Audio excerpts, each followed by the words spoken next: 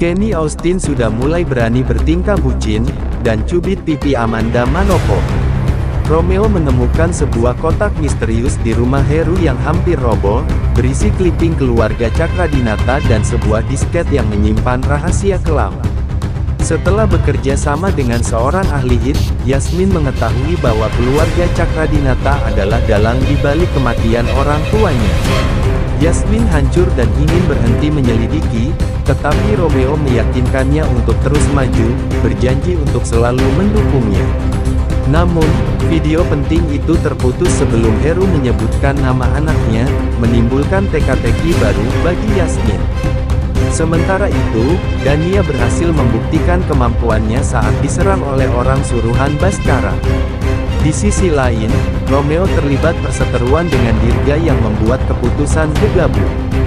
Ketika Yasmin harus pulang ke kampung karena kabar duka, rencana Rangga untuk melamarnya terpaksa ditunda. Tidak menyerah, Rangga mengejar Yasmin ke kampungnya, hanya untuk diikuti oleh Romeo. Ketegangan memuncak saat keduanya memutuskan untuk menyelesaikan persaingan mereka melalui adu Muay Thai, dengan taruhan, siapa yang kalah harus menjauhi Yasmin selamanya.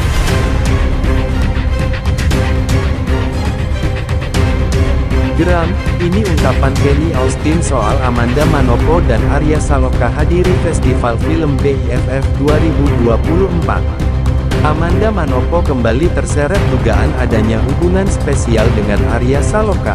Siang ini, namanya menjadi pembicaraan hangat di media sosial X, di mana pemain sinetron tersebut diduga tengah menemani Arya Saloka ke Korea Selatan dalam rangka menghadiri acara Busan International Film Festival BIFF 2024.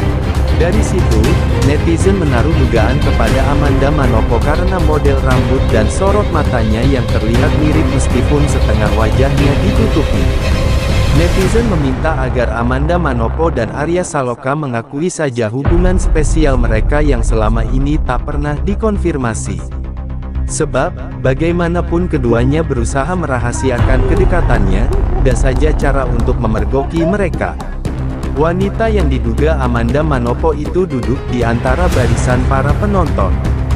Di sebelahnya bahkan nampak wanita lain berhijab coklat yang diduga menemani sang artis.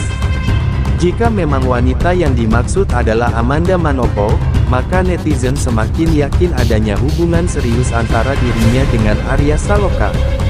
Bagaimana tidak, Amanda Manopo tidak diundang sebagai pengisi acara di BIFF sedangkan Arya Saloka hadir mewakili film Gadis Kretek. Arya Saloka bertolak ke Korea Selatan dalam rangka mewakili film Gadis Kretek yang meraih penghargaan dalam Asian Content Award (ACA) dan Global OTT Award di BIFF 2024. Ia bersama dengan Dian Satrowardoyo, Kamila Andini, dan Iva Ispansyah hadir untuk menerima penghargaan dari acara bergengsi tersebut. Sementara Arya Saloka harusnya mendapatkan pujian atas prestasi yang membanggakan itu. Amanda Manopo justru digunjing karena diduga masih saja bersama Arya Saloka padahal kedekatan mereka sempat menuai kontroversi. Rekam kamera, Kenny Austin kepergok suapi Amanda Manopo saat break di lokasi syuting Cinta Yasmin. Sinetron Cinta Yasmin episode selanjutnya semakin menegangkan. Jika di episode sebelumnya Ajeng dan Rangga mencari keberadaan Romeo, kini misi berubah menjadi lebih kejam. Ajeng ingin melenyapkan nyawa anak tirinya itu. Berawal dari gelang yang ditemukan di apartemen, Rangga yang betul-betul yakin bahwa Romeo masih hidup, langsung melaporkan kepada Ajeng. Tak tinggal diam, lagi-lagi Ajeng menghasut anak kesayangannya itu untuk segera menghabisi Romeo. Karena selama ini, Ajeng merasa bahwa keberadaan Romeo akan terus mengancam posisi Rangga sebagai pewaris Cakradinata dan sekaligus untuk merebut hati Yasmin. Selain melindungi dirinya sendiri, di episode-episode selanjutnya, Romeo akan selalu ditemani oleh Yasmin dan Dirga untuk menjalani hari-hari yang dipenuhi dengan perasaan tak nyaman, hidup dalam persembunyian serta nyawa yang terancam. Momen bucin Romeo dan Yasmin tak pernah hilang di setiap episodenya, meski kini nyawa Romeo dalam bahaya. Tak ada satu hari pun dilewatkan Romeo tanpa bertemu dengan kekasihnya itu.